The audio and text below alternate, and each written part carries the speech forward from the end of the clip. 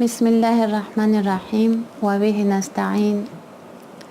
En esta clase vamos a continuar tratando los temas doctrinales particulares de la Shia y los cuestionamientos que se hacen al respecto. En esta ocasión vamos a tratar el tema del Bada. Allah subhanahu wa ta'ala ha dispuesto dos tipos de destino para el ser humano. Un destino indefectible y categórico que no es objeto de cambio o alteración en absoluto, y un destino supeditado y condicionado, el cual es objeto de cambio y varía al faltar algunas condiciones, siendo otro el destino que ocupa su lugar. Esto por un lado. Ahora, respecto a la palabra Bada. Lingüísticamente, Bada significa la manifestación luego de un estado de ocultación. Cada vez que este término se utiliza con relación al ser humano, tiene el sentido de que algo le era oculto al ser humano y luego se le hizo conocido y manifiesto. Es obvio que tal significado implica un estado de ignorancia anterior y un cambio de opinión, lo cual es imposible con relación a Dios Azza wa Jal, y no es correcto atribuirle tal cosa a Allah, puesto que según la creencia de los musulmanes, entre ellos los shias imamitas, Dios a través de su conocimiento sempiterno e invariable está informado de todas las cosas y no se produce cambio alguno en su conocimiento y en su voluntad. Y no es correcto que alguien diga que había algo que Dios no sabía y que después lo supo. Como dijo el imam As-Sadiq alayhi salam, Man za'ima an Allah yabdu lahu fi shay'in lam ya'lamhu ams fabra'u minhu. Desentendeos de todo aquel que suponga que a Dios hoy se le manifestó algo que ayer no sabía. Por otro lado, el Bada, cuando se utiliza con relación a Dios, tiene el sentido de ibda o manifestar algo, es decir, pone de manifiesto algo para el ser humano que el ser humano antes no sabía. De esta forma, el Bada que sostiene la Shia es que, contrario a lo que dicen los judíos según el Corán, de que el poder de Dios se encuentra limitado, tal como dice el Corán, los judíos decían Yadullah Maghlula, las manos de Dios se encuentran encadenadas. El poder de Dios es absoluto, tal como lo manifiesta el mismo Corán al decir Bal yadahu mabsutatan. En otras palabras, el poder de Dios, el poder de creación de Dios Todopoderoso y su uso del dominio y del poder es permanente, y Allah Azza wa Jal no abandona el asunto de la creación ni por un instante, sino que la creación se realiza incesantemente en forma sucesiva y continua. Kullu yawmin huwa fi sha'n. Cada día Él se encuentra en un asunto, por lo que puede, según Él lo considere conveniente, cambiar algo que se suponía debía suceder. Como dice el Corán, Yamhullahu ma yasha wa yuthbitu wa indahu ummul kitab. Borra o suprime Dios lo que quiere y consolida lo que quiere y posee la matriz del libro. Vemos que esta última ley ya se refiere al hecho de que Allah suprime algo que ya estaba dispuesto que debería suceder. Allah Azza wa Jal tiene el poder de cambiar el destino del ser humano como quiera y cuando quiera, ya sea con respecto a la cantidad de tiempo de vida o a la cantidad del sustento o a otras cosas, y hacer que otro destino ocupe su lugar. Y ambos destinos se encuentran tanto en la matriz del libro como en el conocimiento de Allah subhanahu wa ta'ala. Las aleyas del Sagrado Corán y las narraciones son muchísimas respecto al tema del Badá. Hay muchas aleyas y narraciones de las que se deduce el Badá, y aquí solamente mencionaré un ejemplo del Corán y uno de la tradición del profeta. Dice el Sagrado Corán: Inna Allah la yughayyiru ma biqawmin hatta yughayyiru ma bi anfusihim. Por cierto que Allah no cambia la situación de un pueblo hasta que no cambien lo que hay en sí mismos. O sea, lo que entendemos de esta aleya es que Allah podría cambiar el destino de un pueblo si es que este pueblo, en primer lugar, se cambia a sí mismo. Hay una condición. Ahora, respecto al ejemplo de la tradición del profeta, narra Suyuti en su libro de exégesis coránica Ad-Durr al-Mansur, que Ali alayhi salam le preguntó al profeta sallallahu alayhi wa sallam respecto a las palabras de Allah en la aleya anterior que cité: Yamhullahu ma yasha, suprime Dios lo que quiere. Entonces el profeta le respondió: iluminaré tus ojos mediante su explicación, y asimismo iluminaré los ojos de mi comunidad después de mí mediante su explicación.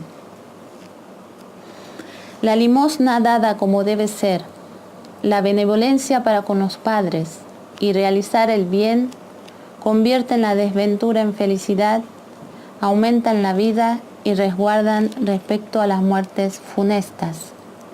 O sea que la limosna, la benevolencia hacia con los padres, hacer el bien, son algunos de los medios por los cuales nosotros podemos cambiar un destino predestinado.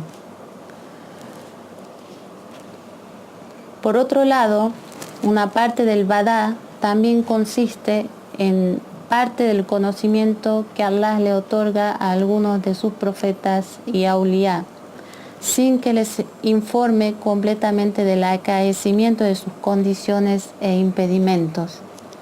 Por ejemplo, en la noche de bodas de una pareja, Jesús alayhi salam anunció a sus seguidores que el novio moriría esa noche.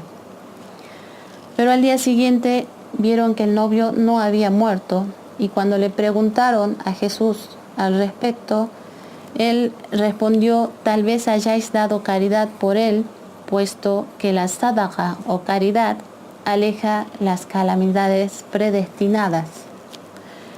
Tras averiguar, le dijeron que sí, que en realidad la madre del novio había dado caridad, por lo que y luego Jesús les dice a sus compañeros que se fijen en el lecho de esta pareja de recién casados, y cuando fueron a ver, vieron que había una serpiente que se suponía que debía el novio morir a través de esta serpiente. Jesús alayhi salam sabía que el novio moriría en la primera noche de matrimonio, pero lo que no sabía es que esa muerte no era segura y que estaba condicionada al hecho de que se dé sadaqa o caridad. Esto es el Badá con relación a Dios. Dios le había informado a Jesús de una parte de la cuestión, pero no le había informado de la otra parte, o sea, de la condición para que esto suceda. Dios desde el principio sabía que ese joven no moriría esa noche y que cambiarían su destino por medio de la sadaqa o caridad, pero solo informó de la primera parte a fin de que la gente comprenda la importancia que tiene el hecho de dar sadaqa. Dar sadaqa no solo elimina la necesidad de los indigentes, sino que en realidad por medio de la sadaqa nosotros alejamos las desgracias de nosotros mismos, y si no hubiera habido tales salidas para alejar las desgracias, habríamos sido nosotros y no los indigentes los que habríamos realmente estado en problemas y necesitados. Si no hubiera Badá, no tendrían sentido ni la caridad, ni la súplica, ni la intercesión, ni el llanto, ni el pedido de perdón y la gran obediencia de los profetas y cercanos a Dios, puesto que ellos no desobedecían a Allah en absoluto, y su súplica y temor no eran vanos, sino que se relacionaba a un tipo de información y conocimiento oculto del cual nadie estaba informado. Por otra parte, la Shia considera que la abrogación o nasakh de algunas normas de la Sharia, lo cual es aceptado por todos los musulmanes, también tiene lugar a título de Badá. Sabemos que hubo muchas normas que el profeta estableció y que todos los musulmanes pensaron que siempre serían así y que no cambiarían. Por ejemplo, está el suceso del cambio de Qibla, que al principio era hacia Jerusalén, pero después cambió. Dios desde el principio sabía que la Qibla eterna de los musulmanes sería la Kaaba y no Jerusalén. Y eso tiene una razón de ser que para nosotros está oculta al igual que el Badá. Por lo tanto, la creencia en el Badá es una creencia islámica categórica y en realidad todas las escuelas islámicas creen en esto sin importar el nombre que le den y sin importar si se usa o no la palabra Badá para referirse a ello. Por último, es necesario que tengamos en cuenta 2 puntos para saber por qué en las narraciones de los Inmaculados se utiliza la palabra Badá con relación a Dios. El primer punto es que fue el mismo profeta, sallallahu alaihi wa sallam, que utilizó la palabra Badá para referirse a Dios. Al-Bukhari narró en su Sahih que el profeta, con relación a 3 personas aquejadas de enfermedad, un leproso, un sarnoso y un ciego, dijo lo siguiente: Bada lillahi azza wa jalla an yabtalihum. A Dios majestuoso e imponente se le manifestó, Bada lillah, querer probarles o afligirles. Tras ello menciona Al-Bukhari en este hadith el pasado de estas 3 personas en forma detallada y explica cómo 2 de esas personas fueron afligidas con estas enfermedades y privados de su salud a causa de haber sido desagradecidos de las mercedes de Dios, por los que fueron afligidos con las mismas enfermedades que habían sido afligidos sus antecesores. El segundo punto es que esta forma de utilización de un término se denomina mushakala, o sea, asemejar un término a la forma de hablar del interlocutor, y consiste en hablar en el mismo lenguaje que utiliza la gente común, de manera que razonen y comprendan lo que se les diga. Es habitual en el uso consuetudinario del lenguaje de los árabes decir badalí, se me manifiesta, si es que cambian de opinión o cambian una decisión que ya antes habían tomado. Los imames, alayhimus salam, han hablado en el mismo lenguaje de la gente de manera que la gente les entienda, y por ello a veces han utilizado este término con relación a Dios, el término que dijimos con relación a Allah subhanahu wa ta'ala. Wa akhiru da'wana an alhamdulillahi rabbil alamin.